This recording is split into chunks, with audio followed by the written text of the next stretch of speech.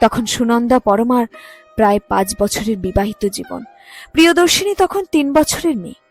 সুনন্দর সেদিন আকস্মিক অমানবিকতায় আতকে উঠেছিল পরমা, কিন্তু নির্লজ্জের মতো সুনন্দা তখন বলে চলেছিল, আমি তোমাকে বিয়ে করেছিলাম বাবার ভয়ে। তোমাকে বিয়ে না করলে পৈতৃক সম্পত্তি থেকে আমাকে বাদ দিতেন বাবা। তোমার সাথে আলাপ হওয়ার আগেই জয়িতার সাথে আমার প্রেম ছিল, কিন্তু জয়িতাকে বাবা পুত্রবধূ হিসেবে মানতে চাননি বলে আমাকে ত্যায্য পুত্র করার হুমকি দিয়েছিলেন। তাই তোমাকে চুপচাপ বিয়ে করেছিলাম, কিন্তু তোমাকে বিয়ে করার পরেও জয়িতাকে ভুলতে পারি না আমি।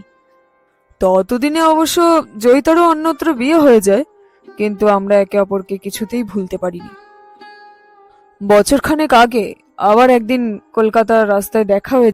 শুরু হচ্ছে আজকের গল্প প্রাপ্তি, কলমে অনন্যা পোদ্দার। খবরটা পেয়ে দৌড়ে এসেছিল পরমা।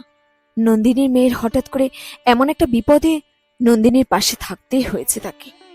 কলেজ থেকে ফেরার পথে এক বাইকের ধাক্কায় এমনভাবে হাতে চোট পেয়েছে যে ডাক্তার বলেছেন শুধু প্লাস্টার করলেই হবে না, হাতে প্লেট বসাতে হবে। নন্দিনীর সাথে অপারেশন থিয়েটারের পাশে বসেই পরমা লক্ষ্য করল জয়িতাকে। চোখ মুখ ভার করে একজন ডাক্তারের পিছন পিছন ছুটে চলেছে। সেই ডাক্তারের চেম্বারে ঢুকে কিছুক্ষণ কথা বলার পরে আবার বেরিয়ে আসে। তারপরে ছুটে যায় সেই ফ্লোরের ইনভেস্টিগেশন কাউন্টারে। সেখানে একটি মেয়ের সাথে কিছু কথা বলে ম্রিয়মাণ হয়ে চলে গেল। অনেক বছর বাদই আজ আবার জয়িতাকে দেখতে পাওয়া তার। জয়িতার চিন্তিত মুখটা পরমার মনের মধ্যে কোথাও একটা সুখের সঞ্চার করছে যেন। জীবনে তার সবচেয়ে বড় শত্রু বলতে যদি কেউ থাকে তবে সেটা জয়িতা। জয়িতার চোখের জল দেখতে পাওয়া তার যে কতদিনের প্রার্থনার ফল, সে শুধু সেই জানে। নন্দিনীকে বসতে বলে পরমা এগিয়ে গেল সেই মেয়েটির দিকে। তার কাছে গিয়ে জানতে পারল জয়িতার একমাত্র মেয়ে সিঞ্জিতার 2টো কিডনি নাকি নষ্ট হয়ে গেছে। যত তাড়াতাড়ি সম্ভব সিঞ্জিতার কিডনি ট্রান্সপ্লান্ট না হলে মৃত্যুর কোলে ঢলে পড়তে খুব বেশি সময় লাগবে না। খবরটা শুনে ধীর পায়ে পরমা ফিরে এলো নন্দিনীর কাছে। নন্দিনীর পাশে বসে সামনে কাচের জানলা দিয়ে দূরে দৃষ্টি রাখল সে। বাইরে অঝরে ধারায় বৃষ্টি পড়ে চলেছে।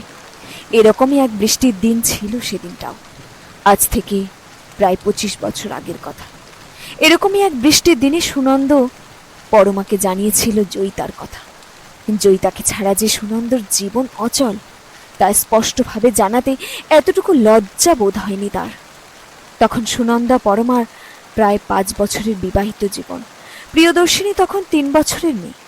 সুনন্দর সেদিন আকস্মিক অমানবিকতায় আতকে উঠেছিল পরমা, কিন্তু নির্লজ্জের মতো সুনন্দা তখন বলে চলেছিল, আমি তোমাকে বিয়ে করেছিলাম বাবার ভয়ে। তোমাকে বিয়ে না করলে পৈতৃক সম্পত্তি থেকে আমাকে বাদ দিতেন বাবা। তোমার সাথে আলাপ হওয়ার আগেই জয়িতার সাথে আমার প্রেম ছিল, কিন্তু জয়িতাকে বাবা পুত্রবধূ হিসেবে মানতে চাননি বলে আমাকে ত্যায্য পুত্র করার হুমকি দিয়েছিলেন। তাই তোমাকে চুপচাপ বিয়ে করেছিলাম, কিন্তু তোমাকে বিয়ে করার পরেও জয়িতাকে ভুলতে পারি না আমি। ততদিনে অবশ্য জয়িতারও অন্যত্র বিয়ে হয়ে যায়, কিন্তু আমরা একে অপরকে কিছুতেই ভুলতে পারিনি। বছরখানেক আগে আবার একদিন কলকাতার রাস্তায় দেখা হয়ে যায় জয়িতার সাথে। জয়িতা তখন একটা 1 বছরের সন্তানকে নিয়ে দিশেহারা বিধবা। নিজের ভালোবাসাকে কষ্টে থাকতে দেখতে পারিনি আমি। জয়িতা আমার জীবনে ফিরে আসতে চায়। জয়িতা আমায় বলে, তুমি ছাড়া আমার কপালে সুখ নেই সুনন্দ, তাই তো বিয়ে করেও সুখী হতে পারলাম না। তোমায় ভুলতে পারিনি বলেই স্বামীকে উজাড় করে ভালোবাসতে পারিনি, তাই তো ঈশ্বর তাকে নিয়ে গেল আর তোমাকে ফিরিয়ে দিল আমার জীবনে। আমায় আর কাছছাড়া করো না তোমার, তাহলে এবার বোধহয় আর বাঁচবো না আমি। সেই মুহূর্তটাকে ধরে রাখতে জয়িতাকে নিয়ে উঠলাম এক হোটেলে। মিলন হলো আমাদের, যা আমাদের বহুদিনের কাঙ্ক্ষিত ছিল। তারপরেই ঠিক করি আমি জয়িতাকে বিয়ে করব। ভাবা মাত্রই রেজিস্ট্রারের সাথে দেখা করে বিয়ের ব্যবস্থা করি। প্রায় 8 মাস হয়ে গেছে আমরা আইনত স্বামী স্ত্রী। আমার এক ভাড়া করা বাড়িতে থাকে জয়িতা, আর আমাদের ছোট্ট সিনজিতা। আমি অফিসের কাজে বাইরে যাওয়ার নাম করে মাঝে মাঝে সেখানে গিয়ে থাকি। এতদূর বলে সুনন্দ থামে। পরমা ধীরে ধীরে প্রশ্ন করে, এতদিন বাদে এসব কথা আমাকে শোনালে কেন? সুনন্দ নির্লজ্জতার মাত্রা ছাড়িয়ে বলল, জয়িতাকে এবার এই বাড়িতেই নিয়ে আসবো। এখন থেকে একসাথেই থাকবো আমরা। এতদিন বাবা বেঁচে ছিলেন বলে আমি কিছু করতে পারিনি, কিন্তু এখন আর বাবা যখন বেঁচে নেই, তখন জয়িতাকে ছেড়ে থাকতে পারবো না। ও আমার বিয়ে করা বউ আফটার অল। আর আমি কে সুনন্দ? আমি কি তোমার স্ত্রী নই? ওই বাচ্চা মেয়েটা কি তোমার নিজের সন্তান নয়? সুনন্দ একরাশ রুরতা নিয়ে বলল, তুমি আমার বাবার জেদ ছিলে, যা বাবা চলে যাবার সাথে সাথে আমার জীবন থেকেও মুছে গেছে। আর প্রিয়া, সে কি শুধুই তোমার কামনার ফল? না, তা ঠিক নয়। প্রিয়া আমার পরিকল্পিত সন্তান। বাবা চেয়েছিলেন তোমার কোল জুড়ে সন্তান থাকুক, তাই বাবাকে খুশি করতে তোমার সাথে সহবাস করেছি, কোনোদিন বুঝতে না দিয়ে। তোমার শরীরটাকে আদর করে গেছে তোমায় বোকা বানানোর জন্য, যাতে বাবা তোমার শুকনো মুখ দেখে আমায় সন্দেহ না করেন। সুনন্দর কথায় কেমন যেন শরীরটা গুলিয়ে ওঠে পরমার। সে চোখের জল মুছে জিজ্ঞেস করে, তা এখন কি করতে চাও বলো? সুনন্দ স্পষ্ট জানায়, তোমাকে এ বাড়ি থেকে চলে যেতে হবে। যদি না যাই? সুনন্দ ক্রূর হাসি হেসে বলে, তোমার সাথে আমার রেজিস্ট্রি হয়নি, তাই আইনত তুমি নও, জয়িতা আমার স্ত্রী। তুমি আমার জীবনে থাকার জন্য লড়াই করতেই পারো, কিন্তু সেক্ষেত্রে তোমার পরিচয় আমার রক্ষিতা ছাড়া আর কিচ্ছু থাকবে না। তবে হ্যাঁ, তুমি চলে গেলেও প্রিয়াকে আমি আমার কাছে রাখতেই পারি। দুই বোন একসাথে বড় হবে জয়িতের কাছে, কোনো অসুবিধে নেই। সেদিন সেই আকাশ ভাঙা বৃষ্টি নিয়ে সুনন্দর ঘর ছেড়ে বেরিয়ে এসেছিল পরমা। সাথে ছিল শুধুমাত্র 3 বছরের মেয়েটা। বাকি যা কিছু সুনন্দর দেওয়া ছিল ফেলে এসেছিল পিছনে। তবে এরকম ক্ষেত্রে আর বাকি মেয়েদের যে কথাটা শুনতে হয় বাপের বাড়ি থেকে, সেই একটু মানিয়ে নিয়ে চল, এই কথাটা শুনতে হয়নি পরমাকে। পরম যত্নে দাদারা নিজেদের সংসারে জায়গা দিয়েছিল তাকে। শুধু আবেদন একটাই ছিল তাদের, সুনন্দর বিরুদ্ধে লড়াই করতে যাস না, এ কুল ও কুল দুটোই যাবি। ভুল তো আমাদেরই ছিল, এত টাকা খরচ করলাম তোর বিয়েতে, অথচ একটা রেজিস্ট্রি করলাম না। সবকিছু ভুলে প্রিয়াকে নিয়ে নতুন করে জীবন শুরু করাবার। 20 বছর বয়সে সুনন্দর সাথে 7 পাক ঘুরেছিল যখন পরমা, তখন সে সবে কলেজে লেখাপড়াটা শেষ করেছিল। কিন্তু শ্বশুর মশাই যত্ন করে বলেছিলেন, মাস্টার ডিগ্রিটা করে নাও পরমা, কখন কি কাজে এসে যায় কে বলতে পারে। শ্বশুর মশাইয়ের কথা সত্যিও হয়ে গেল। এমপ্লয়মেন্ট এক্সচেঞ্জ থেকে এসে গেল সরকারি চাকুরির নিমন্ত্রণ। পরীক্ষার ইন্টারভিউ দিয়ে এডুকেশন ডিপার্টমেন্টে কেরানির চাকরি জুটে গেল পরমার। এরপরেও চেষ্টা করেছিল পরমা সুনন্দকে কাছে পাবার, নিজের জন্য নয়, ওই বাচ্চা মেয়েটার জন্য। প্রিয়া যেন তার বাবার স্নেহ থেকে বঞ্চিত না হয়, তাই অনুনয় বিনয় কম করেনি সে। কিন্তু সুনন্দ তার সিদ্ধান্তে অটল। অগত্যা একদিন সুনন্দর অনুপস্থিতিতে জয়িতার সাথে নিজের শ্বশুর বাড়িতেই দেখা করতে আসে পরমা।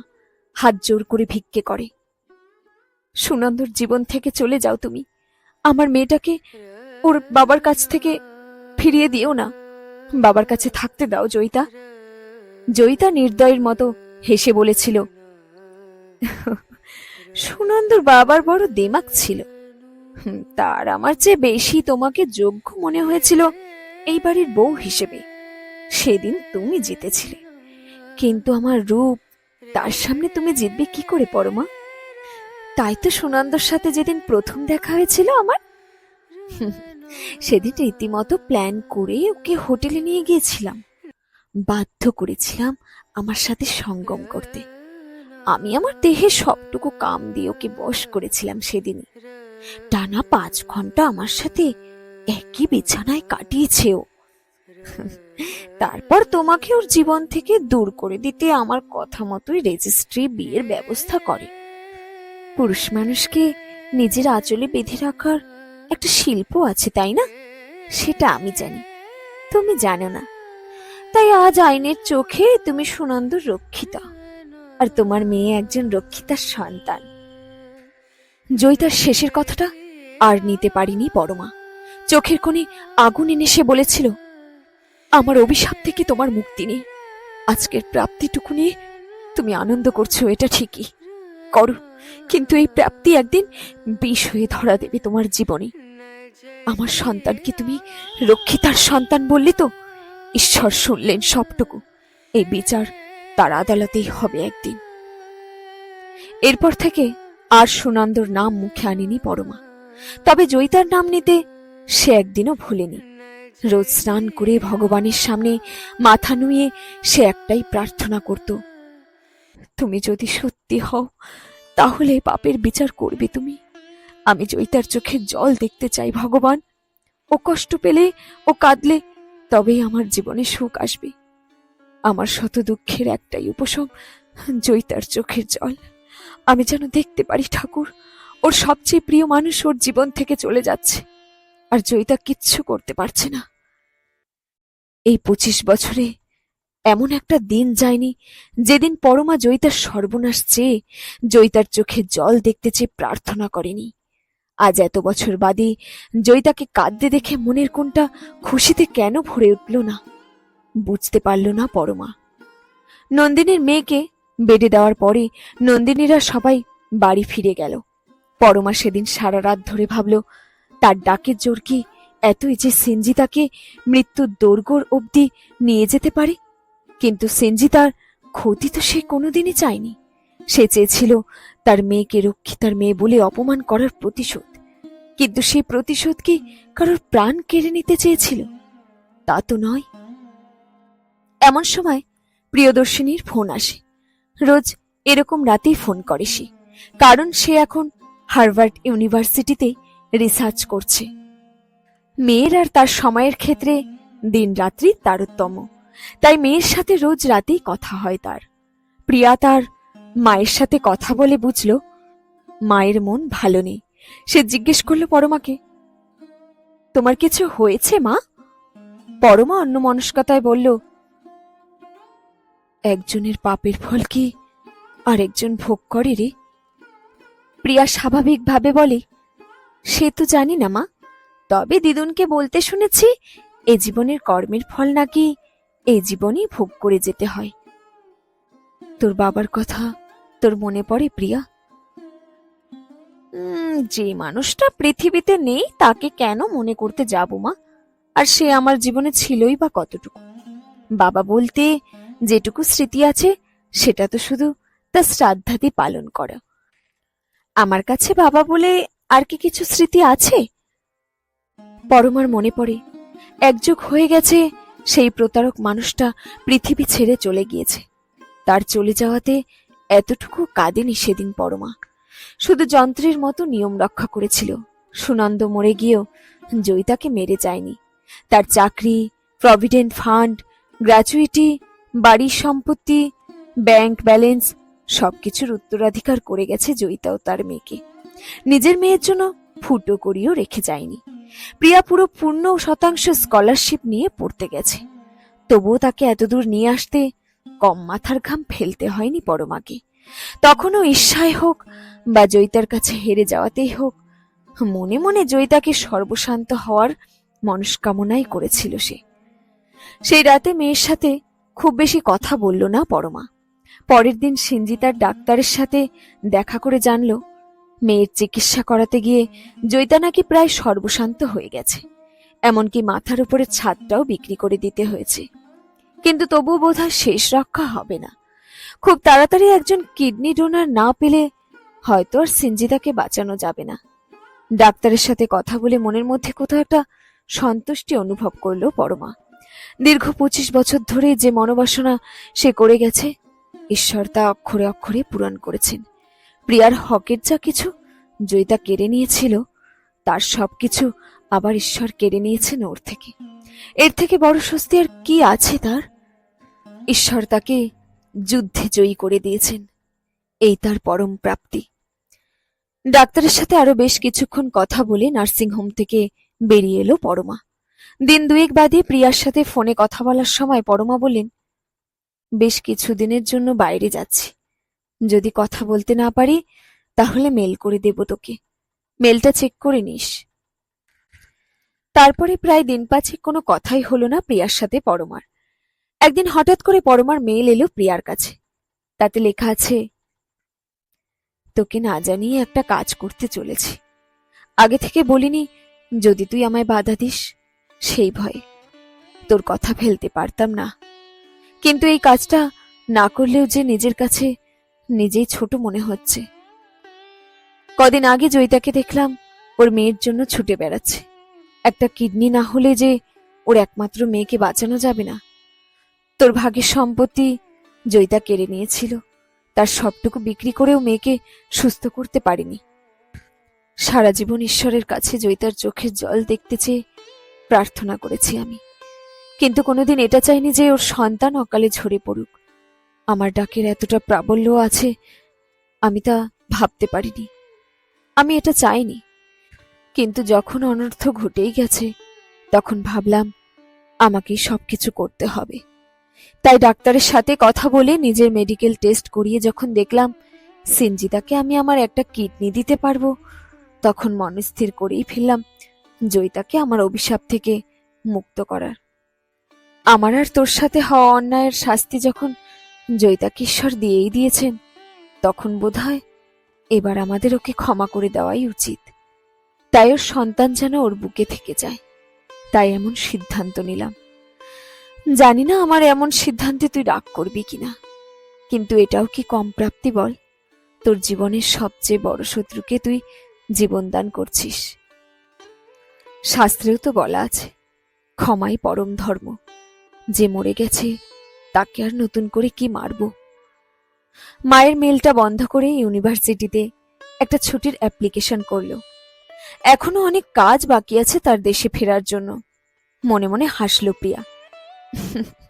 মাটা কি বোকা, ভেবেই বসে আছে যে আমি রাগ করব।